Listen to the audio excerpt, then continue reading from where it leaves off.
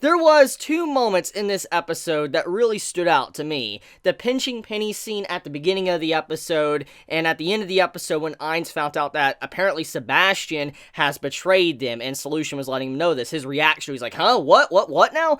I think overall, those two little moments of the episode, they were so good, and the reason for it is because we don't really get to see a lot of Ainz. And that is what I think makes those scenes so much more enjoyable for me, and I think for many others, is the fact that since Ainz is no longer the primary focus of this series, he's this presence in the background, he is someone that is, making other people move the way he wants, or, certain plans of others like Demi and stuff.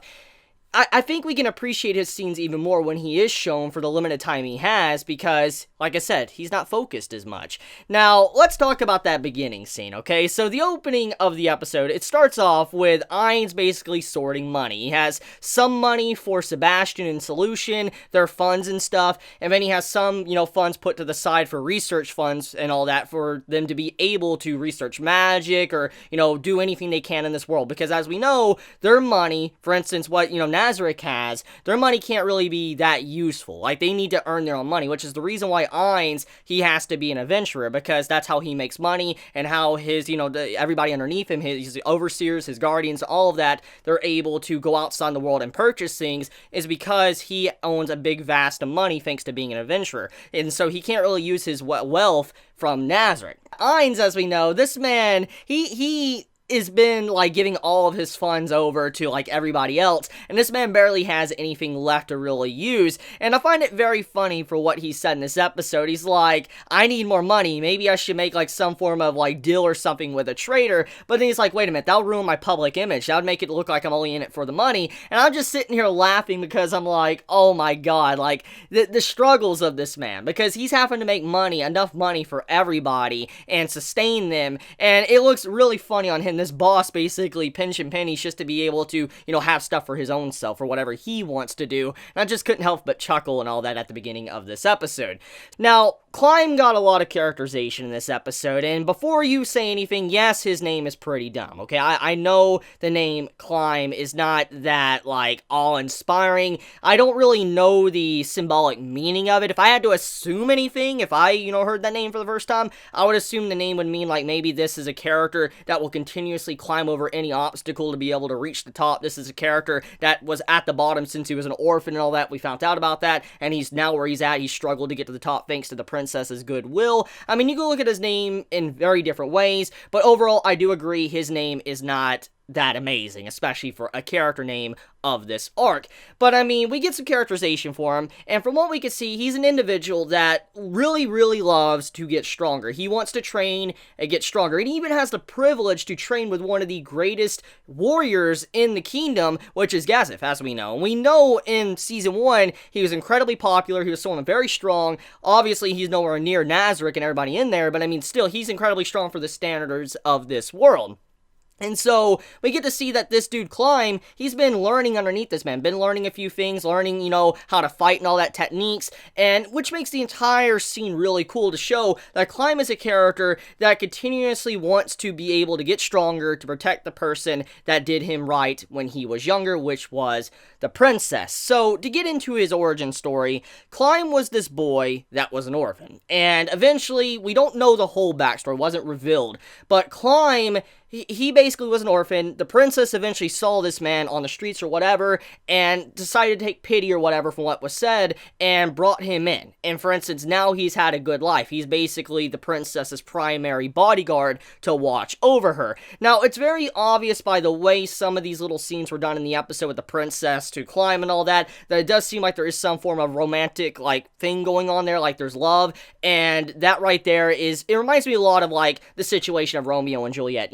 Two people that should not be together, but they want to be together or so, and that's pretty much what I get from this, because you have royalty, and then you have a commoner. That's pretty much what that storyline, what it looks like so far. But overall, though, Climb's character, he did have enough to him to where he didn't seem like a flat, standard character. I mean, he doesn't have anything that really, makes him amazing. He's nothing breaks the boundary, but he's not as flat as some characters I've seen from this anime season. So I have to say, Climb's overall characterization, I think, Studio Madhouse did a good job by, introducing him and also allowing us to know what he really is. Because even though I'm a light novel reader, I do know that sometimes that when characters are introduced in series, they're not typically introduced right. You don't get a real good judgment of their personality because the animators probably don't do a good job. However, Studio Madhouse, like I said, I think they did a fantastic job with the introduction of Climb. They got his entire character right. They introduced him properly, showed what really matters to him and how he is as a person. So I really have no problems with his introduction at all in this episode. They did a fantastic job.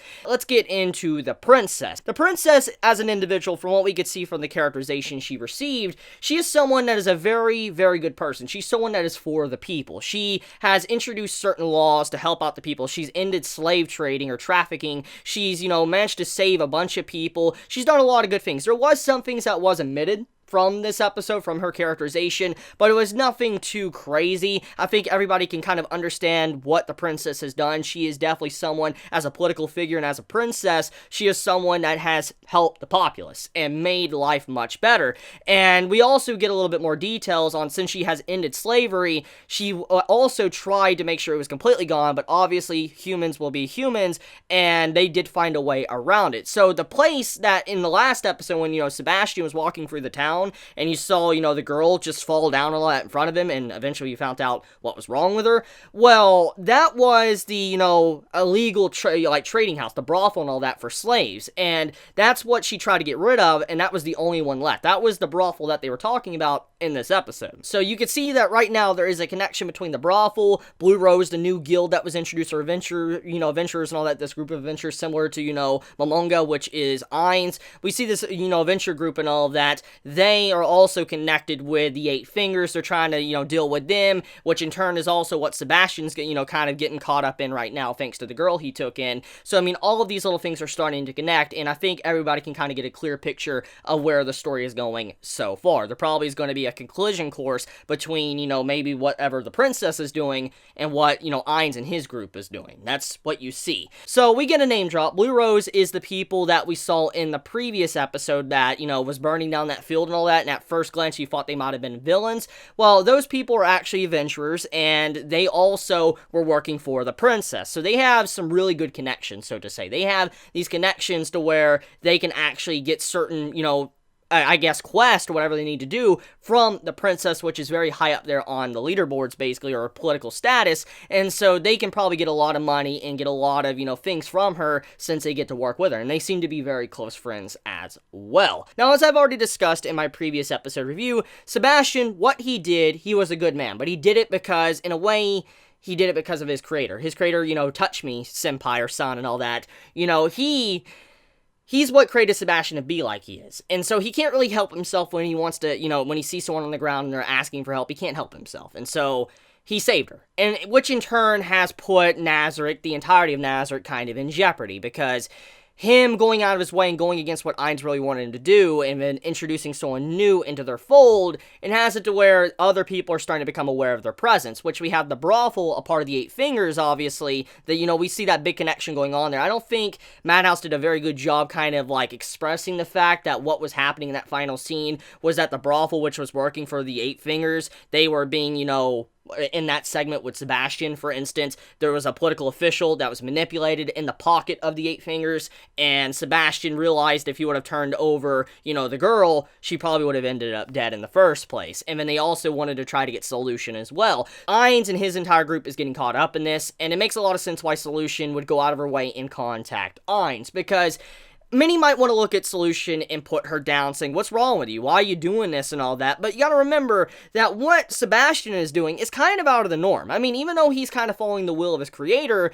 it's still out of the norm of what Ainz has said to everybody, keep low, don't let anyone know or anything, keep your, presence sealed. But Sebastian, he technically didn't do that. And so Solution acting like she did, going out of her way, contacting Ainz, saying that, Sebastian betrayed them, makes a lot of sense. I can't really even fault her character for that because, it's just in character for, the entirety of Nazarick. So, Sebastian most likely when you look at it, I don't think Ainz is probably going to be too angry with him, because overall, Sebastian did make a choice thanks to, how he was designed, and I think Ainz, since we know he's incredibly intelligent and he understands that, I don't believe he's going to, put Sebastian down at all. In fact, the way we've seen from what he did to, Cocytus a couple episodes back, he might actually praise Sebastian for making his own decision instead of having to wait on Ainz to tell him what to do. I mean, that's what you can get from that. So, yeah. Overall, I like where the series is going right now. I like how, Madhouse is handling, Overlord Season 2. They're doing a fantastic job. I mean, they have omitted some things,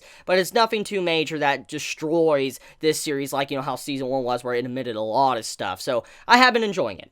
So, let me know your thoughts in the comments below. If you enjoy my content, please subscribe. If you like this video, please leave a like. And if you want to, get notified for whenever I upload a video, please click the bell icon down below. So, please be safe. Chibi out.